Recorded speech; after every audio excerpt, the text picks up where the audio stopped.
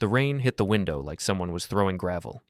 I sat in Leonard Hastings' office, leather chair cracking under me every time I shifted my weight, and watched water streak down the glass in crooked lines that reminded me of veins. Hastings cleared his throat. He was 70, maybe older, with liver spots on his hands and a voice that sounded like he gargled with sandpaper every morning. The kind of lawyer who still used a fountain pen and kept actual law books on his shelves instead of a laptop. "Your grandfather," he said, tapping a folder thick enough to stop a bullet, "was a meticulous man." I didn't say anything. I'd found out from a voicemail because I was in a meeting when the call came through. The funeral was small. Me, my wife Jessica, maybe a dozen people from the VFW and the Rotary Club. My parents didn't show. I hadn't expected them to. I hadn't seen them in 27 years. Hastings slid the folder across his desk. It whispered against the wood. "He left you everything," he said. I looked at the folder but didn't touch it. "Everything," Hastings repeated. "The house, the land, his accounts, his investments. There's a life insurance policy, a pension buyout, stock portfolios I didn't even know he had until we started the inventory." "How much?" "North of $4 million. The number sat in the air between us like something physical. Outside, a car alarm went off and cut itself short. "There are conditions," Hastings said. Of course there were. He opened the folder, flipped past documents I couldn't read upside down, and pulled out a single sheet of paper. It was thick stock, cream-colored, with my grandfather's handwriting across the top in blue ink. "He anticipated this moment very specifically," Hastings said. He looked at me over his glasses. "He anticipated several moments, actually, some of which haven't happened yet." "What kind of conditions?" "First, you cannot contest any provision of this will. If you do, everything goes to the Rotary Club Scholarship Fund and you receive nothing." I nodded.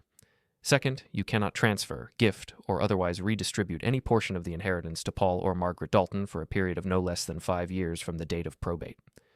Paul and Margaret. My parents. I almost laughed. "Why would I?" Hastings gave me a look that said he knew exactly why I wouldn't, and that my grandfather had known it too. I leaned forward. "What's in it?" "I don't know. Your grandfather sealed it himself, notarized it with a witness I've never met, and instructed me not to open it unless that specific condition is met." He paused. "It's in the safe. Has been for 6 years. 6 years. My grandfather had written this when he was 79 years old, already sick, already knowing how this would play out. "He knew they'd sue," I said. He didn't use the word knew. He used the word when. Hastings' assistant knocked and entered without waiting. She was young, maybe 30, and she looked at Hastings with an expression I recognized from my own office. "Something's wrong." "They called," she said. "Who?" "His parents." Hastings took off his glasses and rubbed the bridge of his nose. I stood up. "When?" "An hour ago, before you got here. They asked if the will had been read yet." I looked at Hastings. He was watching me with the careful expression of someone who'd been practicing law long enough to see every bad thing a family could do to itself. "They already have a lawyer," his assistant added. "That was fast," I said. "Too fast," Jessica said from behind me. I'd almost forgotten she was there. She'd been sitting in the chair by the door, quiet, observing. She stood now and crossed to the desk. "You said he died 3 weeks ago. Probate hasn't even started. How do they know what's in the will?" Hastings and I looked at each other. "They don't," he said slowly. "They're assuming." "Assuming what?" Jessica asked. "That he left everything to his grandson, the one who visited him every Sunday for the last 20 years, the one who drove him to his cancer treatments, the one who was there when he died." Hastings closed the folder. "As opposed to the son and daughter-in-law who left town 30 years ago and never looked back." Jessica put her hand on my shoulder. Her fingers were cold even through my shirt. "They're going to sue," she said. "Yes." "For what?" "They abandoned him when he was 6 months old." "Doesn't matter," Hastings said. "They'll claim undue influence. They'll say he was sick, mentally compromised, that you manipulated him. They'll say the estate should be divided according to intestate succession regardless of the will. They'll file motions, demand depositions, drag this out for years, if they can." "Can they win?" I asked. Hastings smiled. It wasn't a happy smile. "Not if that addendum is what I think it is." "What do you think it is?" "I think your grandfather spent 6 years building a legal mousetrap, and I think your parents are about to walk into it." He handed me the folder. "Take this home, read it, all of it. There are letters in there, documents, things he wanted you to have, things he wanted you to understand." He paused. "And when they sue, not if, when, you call me immediately. Don't talk to them. Don't respond to their lawyer. Don't post anything online. Just call me. I took the folder. It was heavier than it looked. One more thing, Hastings said as we reached the door. Your grandfather left a note for you, separate from the will. He told me to give it to you after we talked. He pulled an envelope from his desk drawer. Plain white, unsealed, my name on the front in that same blue ink. I opened it there, standing in his office while the rain kept falling. The note was short. Son, they'll come for what I left you. Let them. Trust Leonard. Trust yourself. Trust that I knew exactly what I was doing. You deserved better than they gave you. Now you'll get it. Pop. I folded the note and put it back in the envelope. Jessica and I walked to the car in silence. The rain had slowed to a drizzle, but the sky was still dark, still threatening. I unlocked the doors, and we sat there for a minute, not starting the engine, just listening to water tap on the roof. They're really going to do it, Jessica said. Yeah. After 30 years, after everything, they're going to show up and demand money from the man they abandoned. I didn't answer. I was watching a woman across the street try to get her umbrella open. It kept inverting, snapping inside out every time she thought she had it. What are you thinking? Jessica asked. I'm thinking my grandfather was a smart man, smarter than anyone gave him credit for. I started the car, and I'm thinking he didn't seal that addendum for nothing. We drove home through streets that smelled like wet asphalt and cut grass. The radio played something instrumental and forgettable. Jessica kept looking at me, but I kept my eyes on the road. When we got home, I took the folder to my office and spread everything across the desk. There were bank statements, property deeds, stock certificates, a handwritten ledger going back 30 years, every expense tracked in my grandfather's precise accountant's script. But it was the letters that stopped me. Letters he'd written and never sent, letters to my parents, letters to me, letters to lawyers and social workers and people whose names I didn't recognize. I picked up one dated 6 years ago. The paper was still crisp. Paul and Margaret. When you read this, I'll be gone. When you read this, you'll be standing in a courtroom demanding what you think you're owed. You won't get it. You'll accuse my grandson of manipulation. You'll say I was sick, confused, not in my right mind. You'll paint yourselves as victims. But I remember the afternoon you left him on my porch in a car seat with a note that said you'd be back in a week. I remember the week that turned into a month. The month that turned into a year. I remember the call I made to social services. I remember the caseworker who came and asked questions you never answered. I remember adopting him. Legally, permanently. With documentation that says you surrendered all parental rights because you wanted to find yourselves. I kept everything. Every document, every recording, every letter you ignored, every birthday you missed, and now you'll see it all. You're welcome to try. You're welcome to fail. You won't be the first people who mistook my silence for weakness. H. Dalton. I read it 3 times. Jessica appeared in the doorway with coffee. She set a mug on the desk and looked at the letters spread across the surface like evidence at a crime scene. He knew, she said. He knew everything. So what do we do? I picked up my phone. No new messages, no missed calls. They hadn't reached out directly. They'd gone straight to lawyers. We wait, I said. We wait for them to make the first move, and then we let Leonard open that addendum. Jessica sat on the edge of the desk. This is going to get ugly. It was always going to get ugly. But you're ready for it. I looked at the letter again, at my grandfather's handwriting, at the date he'd written it. I've been ready for this my whole life, I said. I just didn't know it. As the story unfolds, hit the hype button, like, subscribe, and write in the comments. Would you forgive them or walk away? The courthouse was downtown, wedged between a bail bondsman and a building that used to be a bank.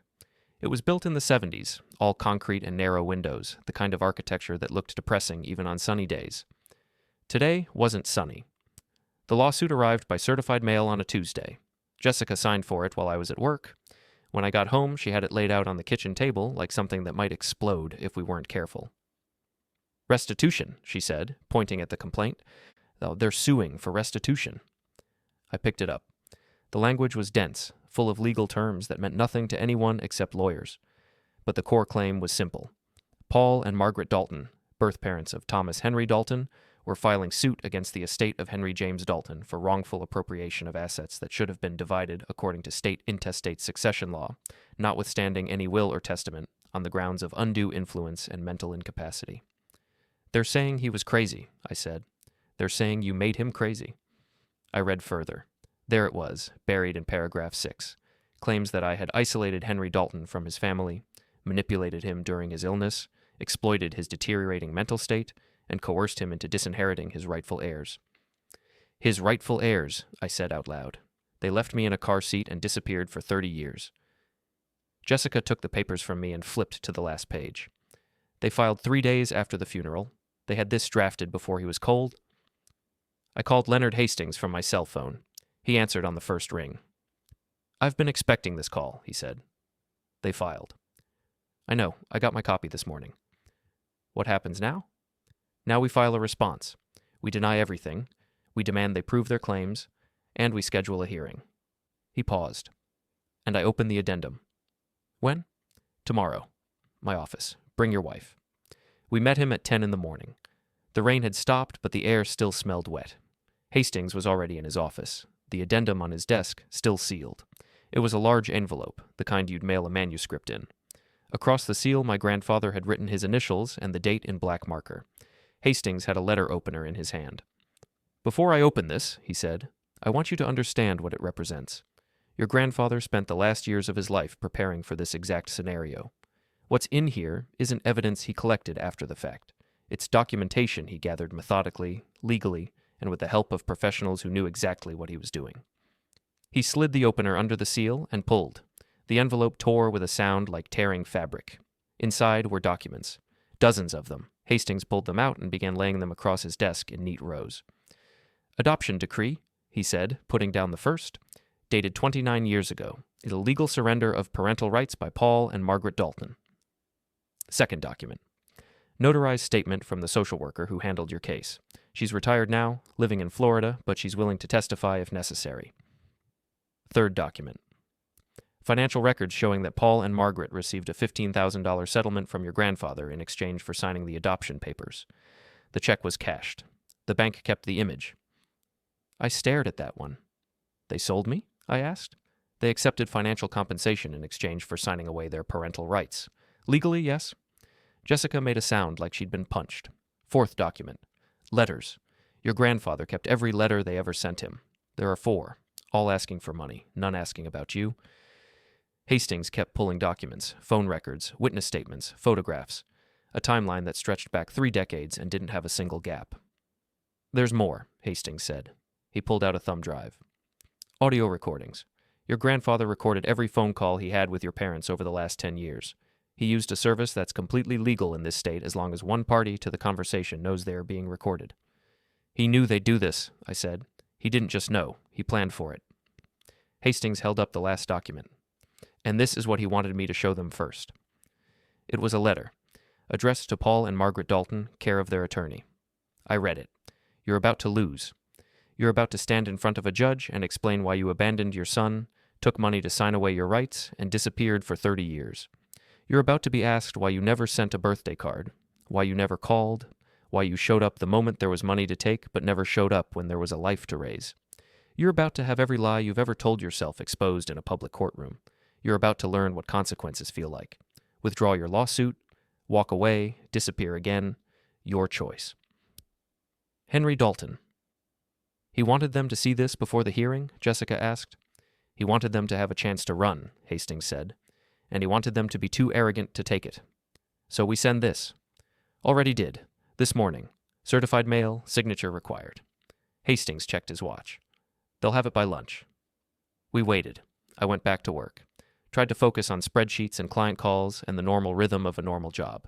But I kept checking my phone, kept waiting for something to happen. At 2:30, Hastings called. "They responded," he said. "And?" "They're not withdrawing. They've moved up the hearing date. They want to go to court next week." I sat back in my chair. My office was small, glass walls, view of the parking lot.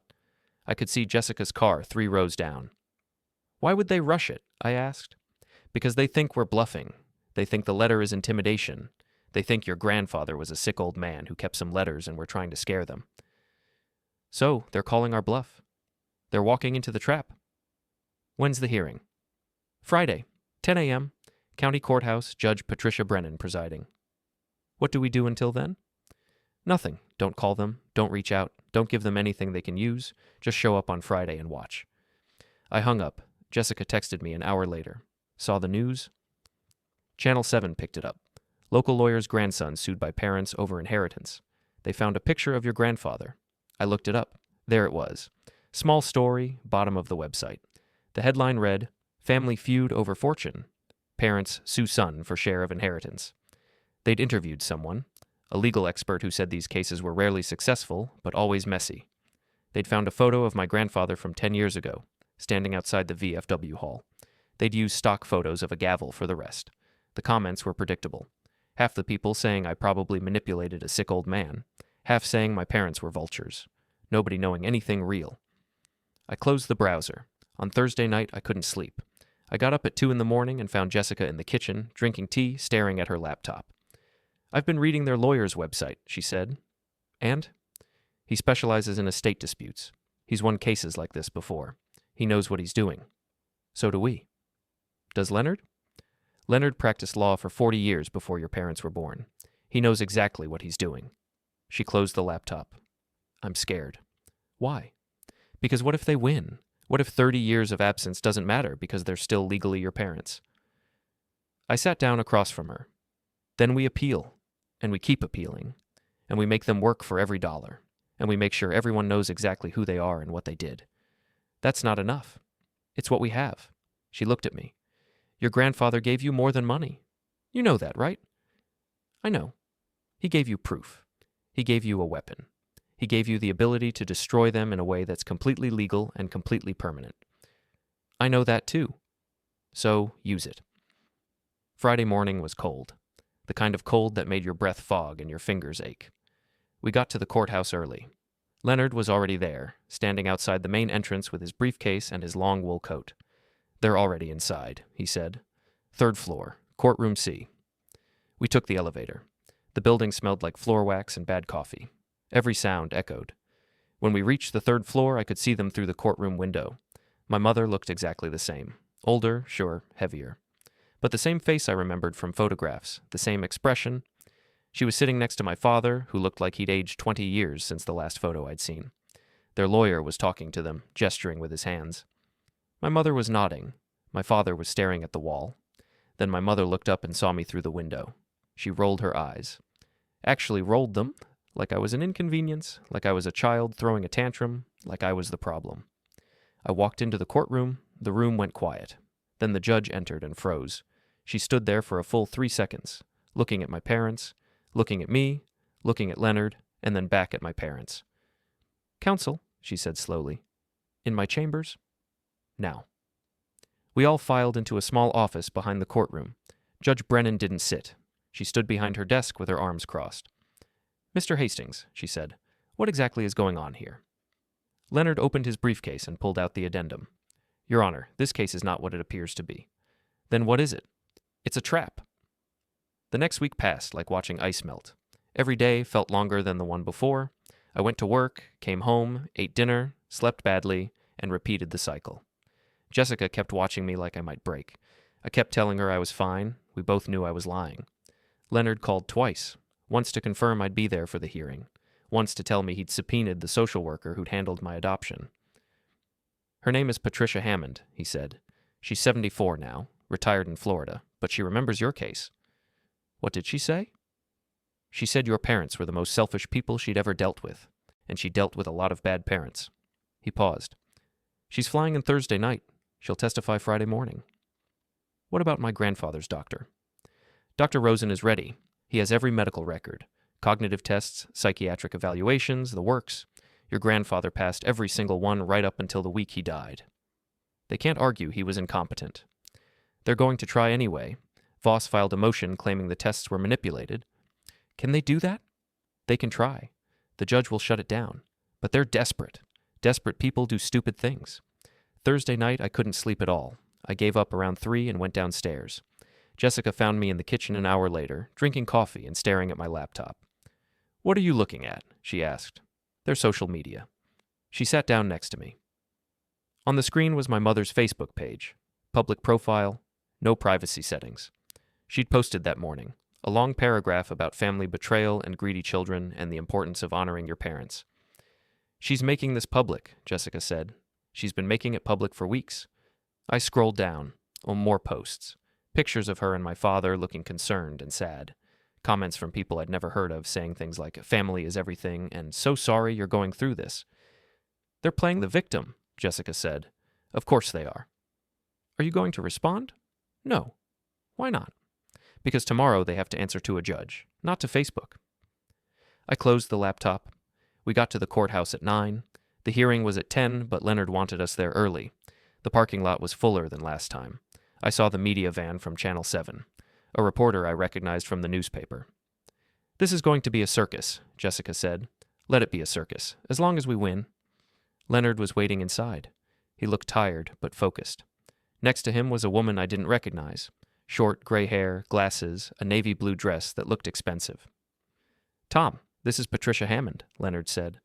The social worker who'd handled my case. She shook my hand. Her grip was firm. I remember you, she said. You were 6 months old. Sweetest baby.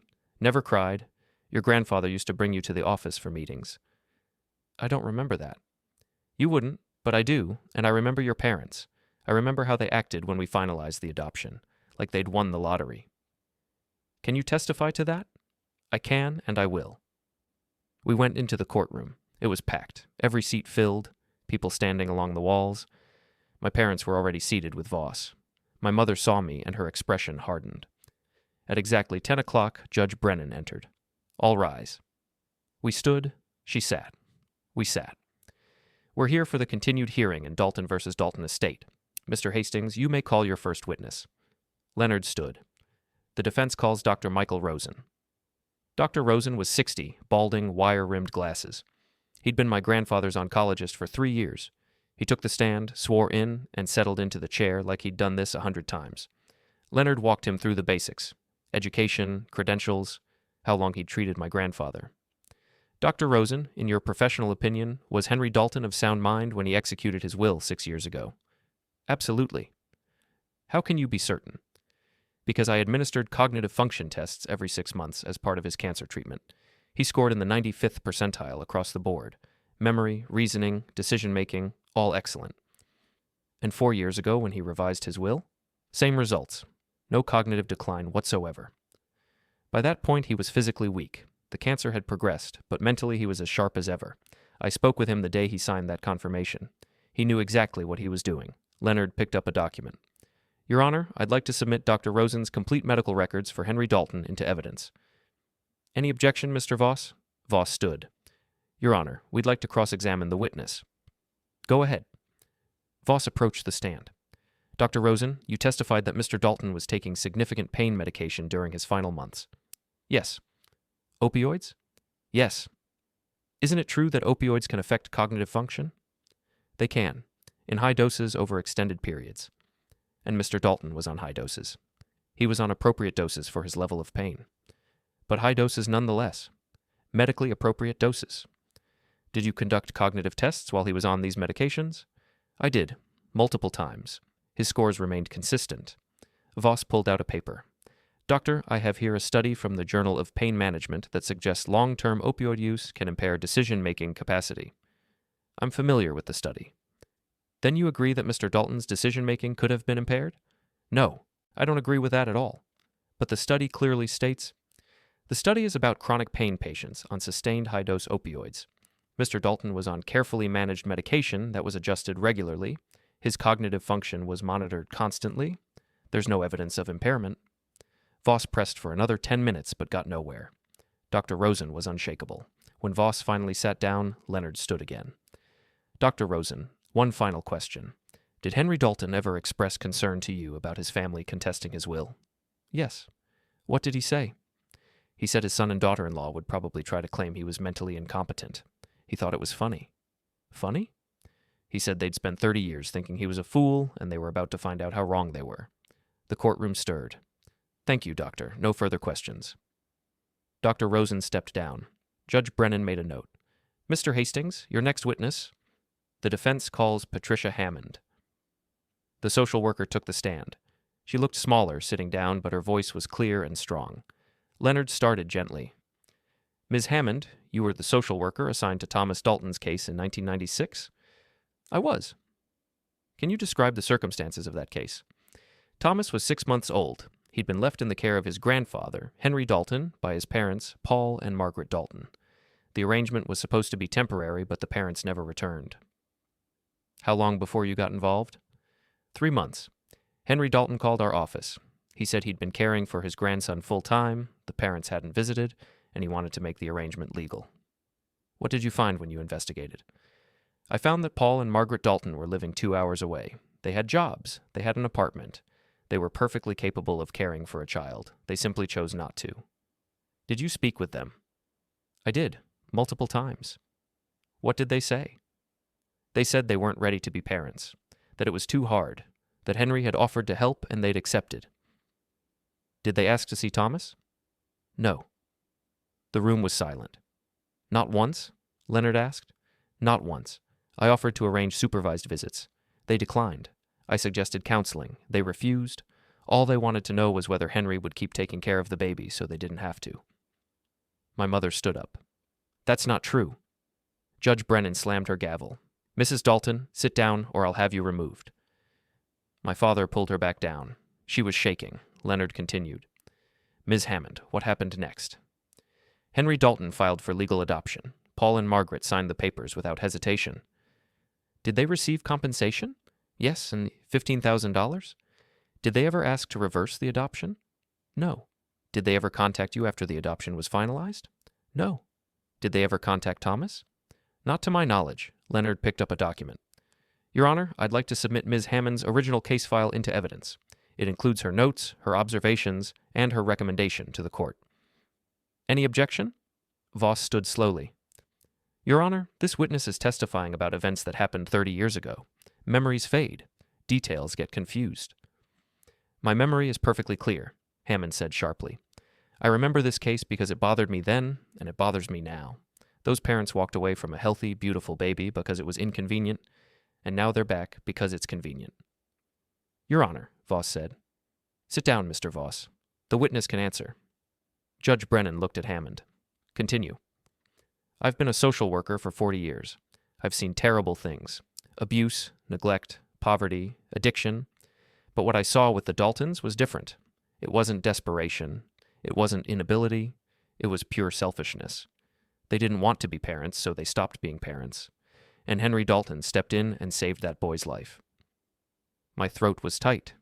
Jessica's hand found mine. Thank you, Ms. Hammond, Leonard said quietly. No further questions. Voss stood. Ms. Hammond, isn't it true that you recommended the adoption go forward? Yes. So you thought it was in Thomas's best interest to be separated from his biological parents? I thought it was in Thomas's best interest to be raised by someone who actually wanted him. But you made that determination. You decided that the Daltons weren't fit parents. I didn't decide anything. They decided. They signed the papers. They took the money. They left. And you're bitter about that. Hammond's eyes narrowed. I'm not bitter. I'm honest.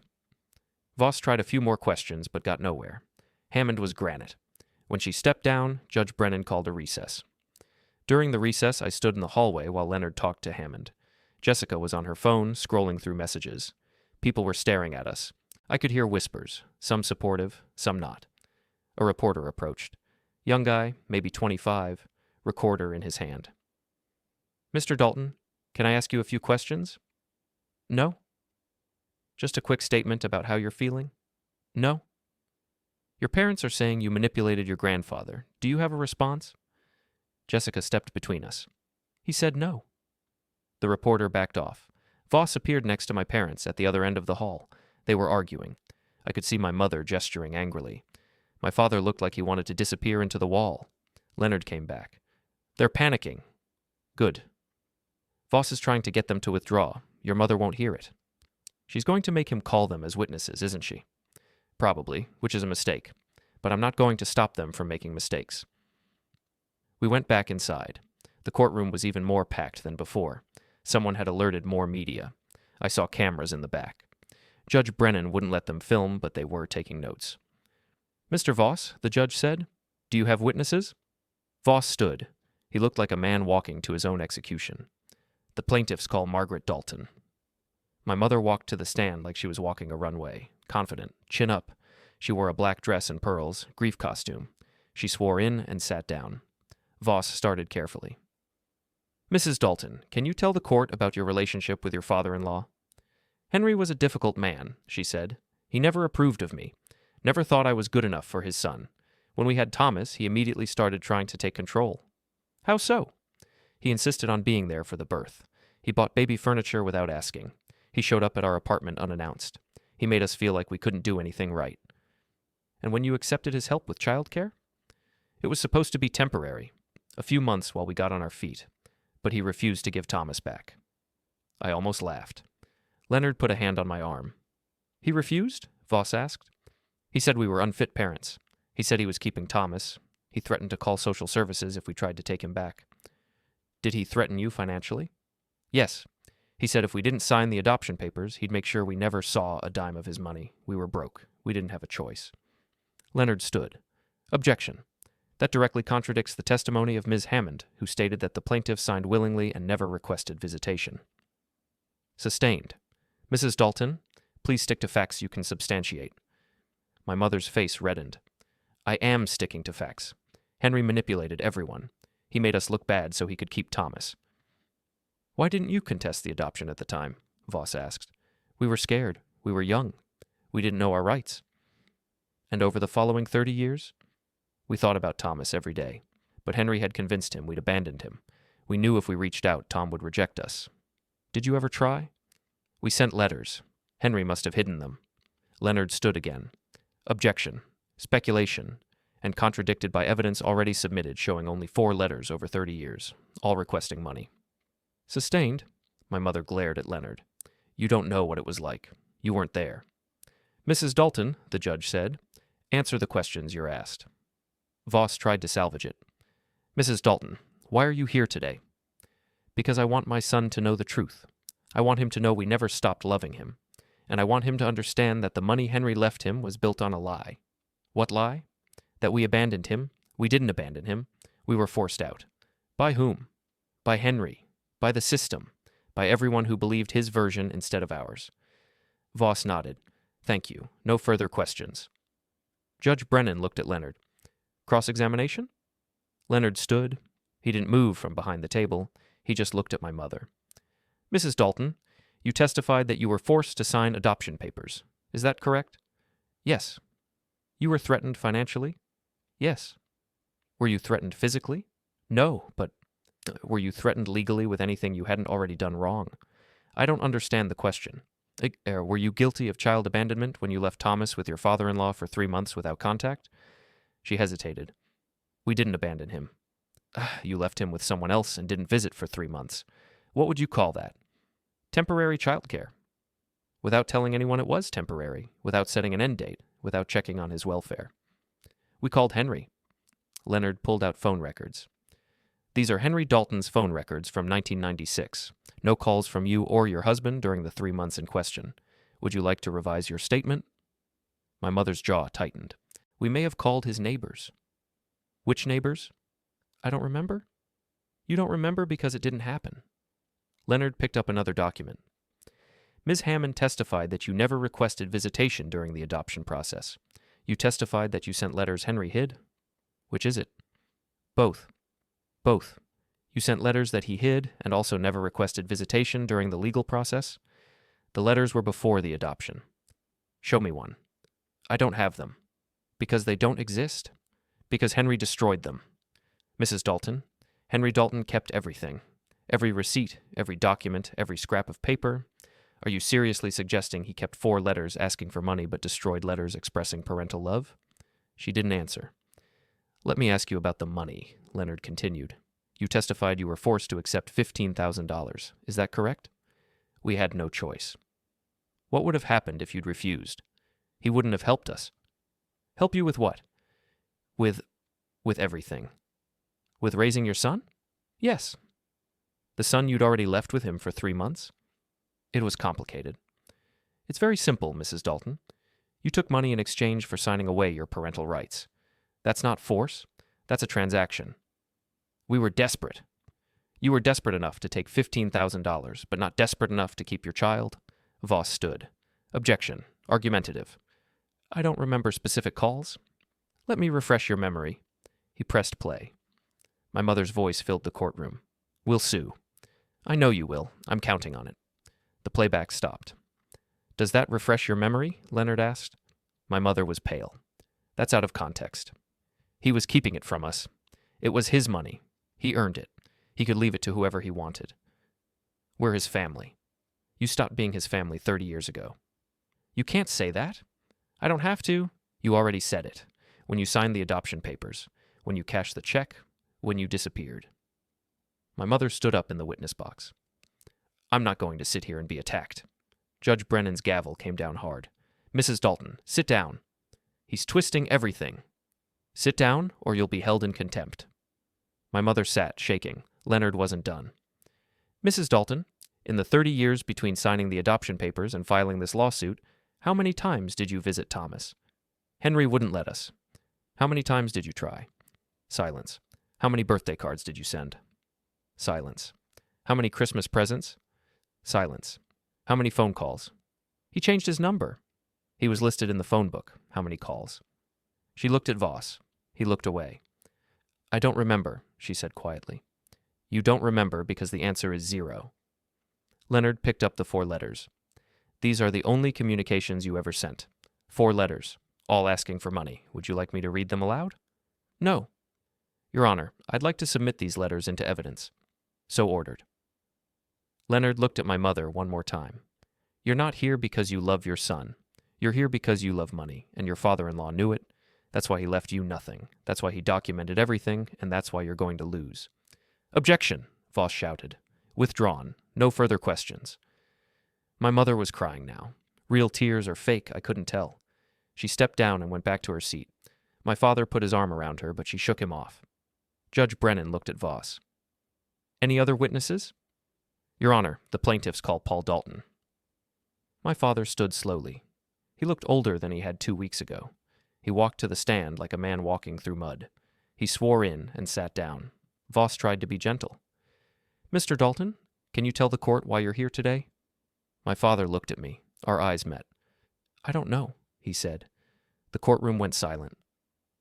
"I'm sorry," Voss said. "I don't know why I'm here." My father's voice was quiet. "My wife said we should sue. She said we deserved the money. She said Tom had manipulated my father, but I don't know if any of that's true." "Mr. Dalton." "We left him. We took the money. We disappeared. Everything they said is true." My mother grabbed his arm. "Paul, stop." He pulled away. "I'm tired of lying, Margaret." "You're confused." "I'm not confused. I'm ashamed." He looked at Judge Brennan. "We didn't deserve to be parents. My father knew it. The social worker knew it. Everyone knew it except us." Voss was sweating. "Mr. Dalton, perhaps we should take a break." "I don't want a break. I want to tell the truth." He looked at me again. "Tom, I'm sorry. I'm sorry we left you. I'm sorry we never came back. I'm sorry we're here now trying to take what your grandfather wanted you to have." My mother stood up. "Paul, if you don't shut up right now—" "Or what? You'll leave me, too?" She slapped him. In the courtroom, in front of everyone. Judge Brennan's gavel sounded like a gunshot. "That's it. Bailiff, remove Mrs. Dalton from this courtroom." "You can't do that," my mother shouted. "I can, and I just did. Get her out of here."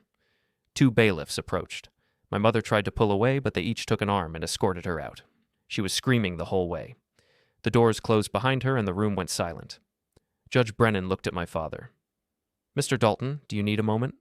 "No, Your Honor." "Continue." My father wiped his face. "I don't have anything else to say. We shouldn't have sued. This was wrong, all of it." "Thank you for your honesty," Judge Brennan said. Voss looked destroyed. "No further questions." Leonard stood. "Neither do I, Your Honor." My father stepped down. He walked past me without looking up. Judge Brennan looked at both lawyers. "Closing statements?" "Your Honor," Voss said. "In light of what just happened, I'd like to request a continuance to consult with my clients." Request denied. Closing statements. Voss stood. He looked like he'd aged 10 years in 10 minutes.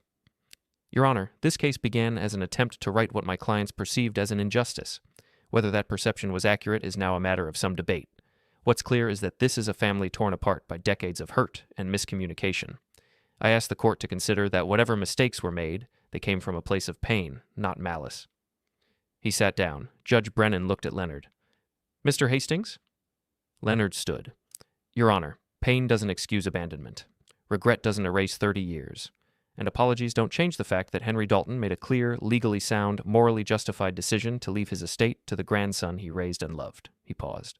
This case should never have been filed. The evidence is overwhelming. The testimony is definitive. And the law is clear. The plaintiffs have no claim to this estate. They signed away their rights. They accepted compensation.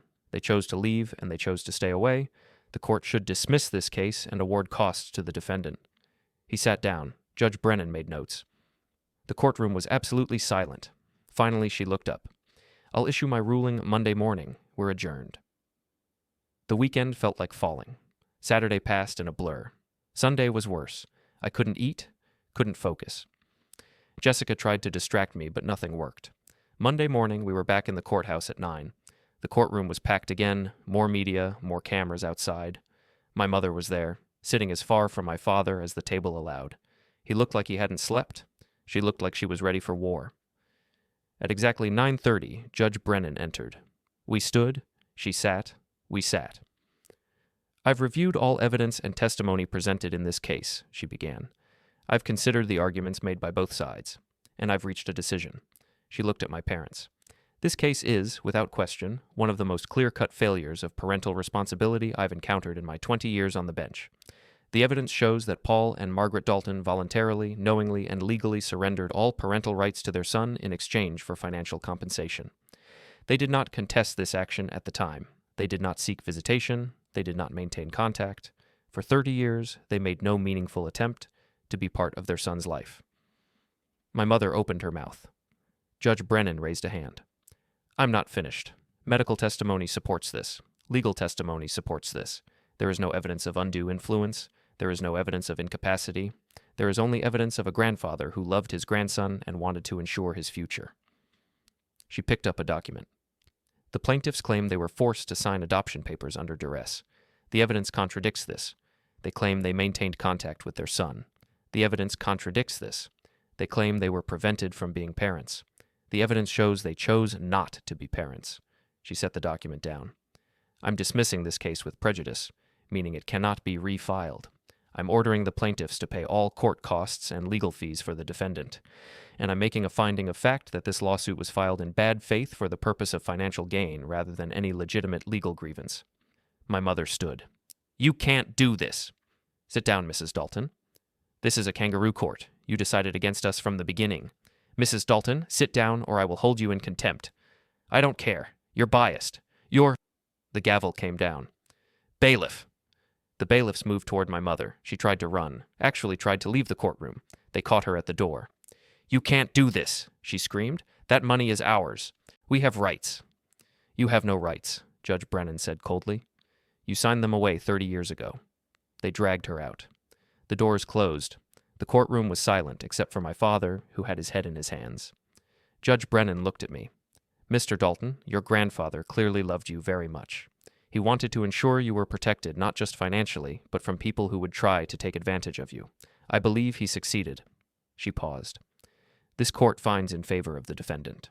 The will stands as written. Case dismissed. She stood. We stood.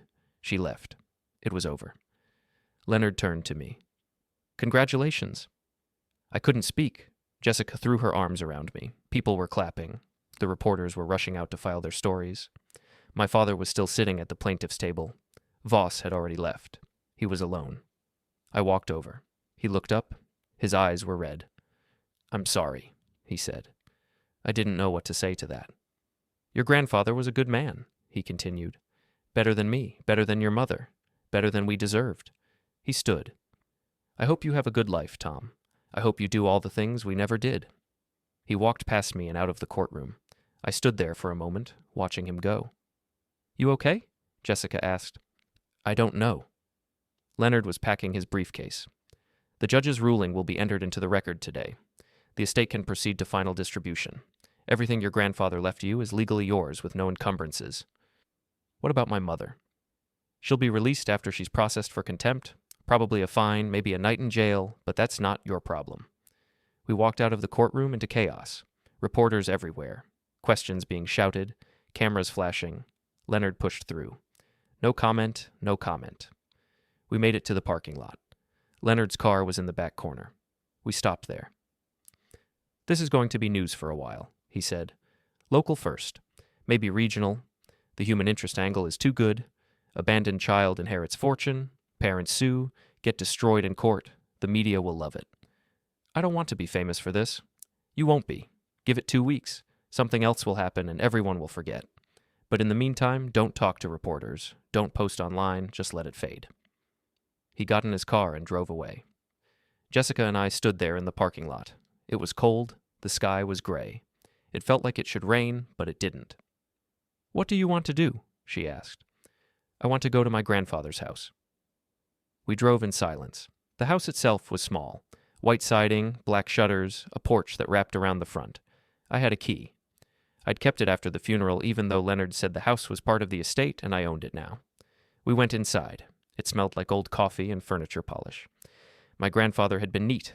Everything in its place, pictures on the walls, books on the shelves, his reading glasses on the table next to his chair.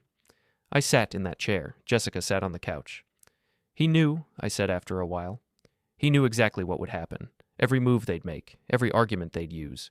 He knew it all. He loved you. He left me a weapon. He left you protection. It's the same thing." Jessica was quiet. I looked around the room. Photos everywhere. Me at 5, me at 10, me graduating high school, me at my wedding. Every major moment of my life documented and framed and displayed. No pictures of my parents. Not one. "He erased them," I said. "Not just from the will, from the walls, from his life. He treated them like they didn't exist. They didn't exist. Not to him.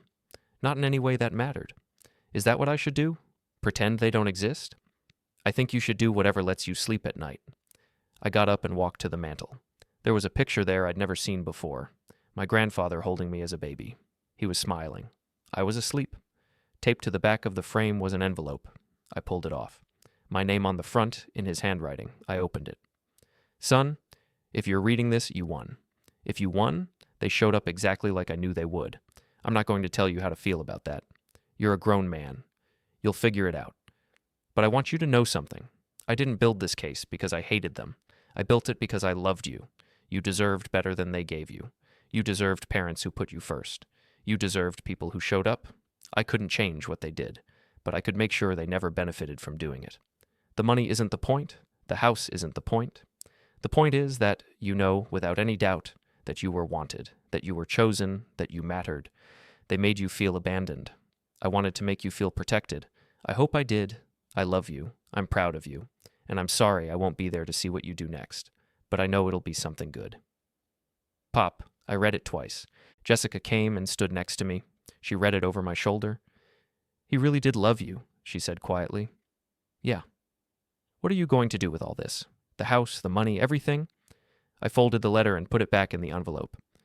"I'm going to live," I said. "I'm going to build something. I'm going to make sure his last 6 years weren't wasted on people who didn't deserve it." That's not an answer. It's the only answer I have right now. We locked up the house and drove home. The local news was already covering the story. Judge rules against parents in inheritance dispute. The story was short, factual. It didn't include my mother's outburst or my father's confession, just the basics. My phone was blowing up. Friends I hadn't talked to in years, acquaintances, people I barely knew, all wanting to know if I was okay, if it was true, if I needed anything. I turned it off. That night I couldn't sleep again. I went to my office and pulled out the folder one more time. All the documents, all the letters, all the evidence my grandfather had gathered. I read through it all, and then I filed it away in a locked drawer and decided I was done looking backward. Jessica found me at 3 a.m, still awake, staring at the wall. "Come to bed," she said. "I'm not tired." "You're exhausted. You just can't feel it yet." She was right. I followed her back to bed. I lay there in the dark, listening to her breathe, and somewhere around 4, I finally fell asleep. I dreamed about my grandfather. We were in his house. He was making coffee. The morning sun was coming through the kitchen window. "You did good, son," he said. "I didn't do anything. You showed up. That's all that mattered. They hate me now. They hated you before. Now you just know it. Is that supposed to make me feel better? It's supposed to make you feel free." I woke up at 7. Jessica was already up, making breakfast. The smell of bacon filled the house. "You slept," she said. "A little." "Good. You needed it. I checked my phone. More messages, more calls, more people wanting a piece of the story. I ignored all of it. Over the next week, the media coverage faded. A new story came along. A city council scandal. A factory closing. Something that mattered more than a family dispute over an inheritance. Leonard called once to tell me the estate was being finalized. Once to tell me the legal fees had been paid by my parents' insurance. Once to tell me he was retiring, and this had been a hell of a way to end his career. I went back to work. Back to normal life. Back to the rhythm of days that didn't involve courtrooms or lawyers or family drama. But I couldn't stop thinking about my father's face when he told the truth. The way he'd looked at me, the apology in his voice. I didn't forgive him, but I didn't hate him either. I just felt nothing. And maybe that was worse. 3 days after the trial, a courier delivered a package to my office. No return address. Plain brown box. Inside was a thumb drive and a note on legal letterhead. Mr. Dalton, your grandfather left this with instructions to deliver it only after the trial concluded in your favor. He was very specific about the timing. Regards. Wallace and Marsh Legal Services. I plugged the thumb drive into my computer. One file. Video. Dated 6 months before my grandfather died. I clicked play. My grandfather's face filled the screen. He was sitting in his living room, the same chair I'd sat in days ago. He looked thin, sick, but his eyes were sharp. Tom, he said, if you're watching this, you won. I knew you would, but winning isn't the end. It's the beginning. He coughed, took a sip of water. There's something I didn't tell the lawyers, something I didn't put in the will, something I need you to know before you decide what to do with what I left you. He leaned forward. Your parents didn't just take the $15,000 and leave. They came back 6 years later. You were 7. You don't remember because I made sure you wouldn't. My chest tightened. They showed up one afternoon. No warning. Said they'd made a mistake. Said they wanted you back. Margaret was crying. Paul looked scared. They said they'd gotten their lives together and they were ready to be parents. He paused. I told them no. I told them you were happy, stable, doing well in school. I told them the adoption was permanent and they'd signed away their rights. I told them to leave. Another sip of water. Margaret threatened to sue then, too. Said she'd fight for custody. Said she'd tell everyone I'd stolen you. Paul just stood there, didn't say a word. He looked directly at the camera. I gave them a choice. I said if they really wanted to be part of your life, they could, but it would be on my terms. They'd come to family events. They'd be respectful. They'd put you first. And they wouldn't ask me for money ever again. He smiled sadly. Margaret said no within 30 seconds. She said she wasn't going to grovel for permission to see her own son. Paul just looked at her. Then they left. And that was the last time I saw them until I got sick. He was quiet for a moment. I'm telling you this because you need to know they had a chance. I gave them one. They chose money over you twice. First when they took the $15,000, second when they walked away, rather than accept conditions. He coughed again, harder this time. You might wonder if I was wrong, if I should have let them see you. I've wondered that too. But I watched them make that choice and I saw what they cared about. It wasn't you. He wiped his eyes. I built that case not just to protect the money. I built it to protect you from people who would hurt you every time they came back into your life. And they will keep coming back, Tom. People like that always do. The video cut to black. I sat there staring at the screen. Jessica appeared in my doorway. You okay? You look like you've seen a ghost. My grandfather left me another message. What did it say? I told her. All of it. When I finished, she was quiet for a long time. They came back, she finally said. They actually came back and he turned them away. He gave them conditions. They refused. Because they wanted money more than they wanted you. Yeah. Jessica sat down. How do you feel about that? I don't know. Part of me is glad he protected me. Part of me wonders what would have happened if they'd said yes. They would have hurt you. They would have made promises and broken them. They would have disappointed you over and over until you stopped expecting anything from them. You sound sure. I am sure, because that's who they are. Your grandfather saw it. The judge saw it. Everyone except you sees it. I see it. Do you? Because you still look like you're trying to find a reason to forgive them. I didn't answer. She was right. Some part of me was still looking for evidence that they weren't completely terrible, that there was something redeemable, that maybe, somehow, they actually cared. But the evidence said otherwise. All the evidence. That afternoon, I got a call from an unknown number. I almost didn't answer. Mr. Dalton? A woman's voice. professional, unfamiliar. Speaking. This is Rachel Kim from the Sentinel newspaper. I'm doing a follow-up piece on your case, and I was hoping to get a statement from you. No comment. I understand you're not interested in publicity, but this story has really resonated with readers. People want to know how you're doing, how you're processing everything. I'm processing it privately. Just a few questions, off the record if you prefer. Ms. Kim, I appreciate the interest, but I'm not interested in being interviewed. Your parents gave me a statement. That stopped me. What did they say? Your mother said you've been brainwashed by your grandfather's money, that the court system failed them, that they plan to appeal. They can't appeal. The case was dismissed with prejudice. I explained that to her. She said her lawyer would find a way. Her lawyer dropped her as a client. She hired a new one, someone from the city. He specializes in estate appeals. I closed my eyes. Of course she did. So you'll give me a statement? No, but you can print this. The court ruled. The evidence was clear, and if they want to waste more money on lawyers, that's their choice. I'm moving on with my life. That's it? That's it? I hung up. Jessica was watching me from the kitchen. They're not done. They'll never be done. That's who they are. So what do? We do exactly what I just said. We move on. But moving on wasn't that simple. The article ran the next day, front page of the local section. Inheritance battle continues despite court ruling. They'd interviewed my mother. She looked haggard in the photo, dark circles under her eyes, hair uncombed. The quotes were worse. My father-in-law poisoned my son against us. He spent 30 years filling Tom's head with lies, and the court believed those lies because they had money and lawyers and we had nothing. We're not giving up. We're going to appeal this decision. We're going to fight for our rights as parents, and we're going to make sure everyone knows what really happened. Tom is a good person. I know he is, but he's been manipulated. When he finally sees the truth, I hope it's not too late for us to have a relationship. The comments section was predictably split, half the people saying she was delusional, half saying I was a greedy son who'd stolen from his parents. I closed the browser. That evening my father called. I stared at the name on the screen for 3 rings before answering. Hello? Tom, it's Paul. It's Paul. Silence. I know you probably don't want to hear from me, he said. I don't blame you, but I wanted to call before Margaret does something else stupid. She already did something stupid. She talked to the newspaper. I know, I told her not to. She doesn't listen to me anymore. Did she ever? He laughed. It sounded bitter. No, not really.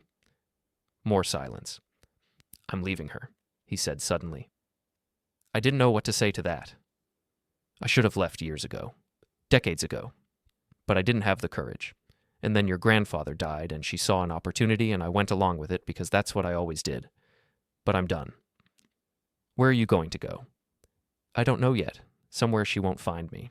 Somewhere I can start over. You're 70 years old. I know, but better late than never, right? He paused. I'm calling because I want you to know I'm not part of whatever she's planning. This new lawyer, this appeal, all of it. That's her, not me. Why are you telling me this? Because I owe you the truth, and because I want you to know that when I said I was sorry in court, I meant it. I'm not asking for forgiveness. I know I don't deserve it, but I wanted you to know. Okay. Okay, that's it. That's all I wanted to say. He hesitated. Your grandfather was a good man. He gave you the life we should have given you, and I'm glad he did. He hung up. I sat there holding the phone for a long time. Jessica came in. Who was that? My father. He's leaving my mother. Good for him. About 40 years too late, but good for him. He said he's not part of her plans. The appeal, the new lawyer, all of it. Do you believe him? I don't know. It doesn't matter either way. Whatever she's planning won't work. How do you know? Because Leonard said the dismissal was with prejudice. That means she can't refile the same claims. She'd have to find new grounds for appeal. And there aren't any. She'll try anyway. Let her try. Let her waste her money. Let her dig herself deeper. It doesn't affect us. She was right. But I couldn't shake the feeling that this wasn't over, that my mother would keep pushing until something broke, and I wasn't sure if that something would be her or me.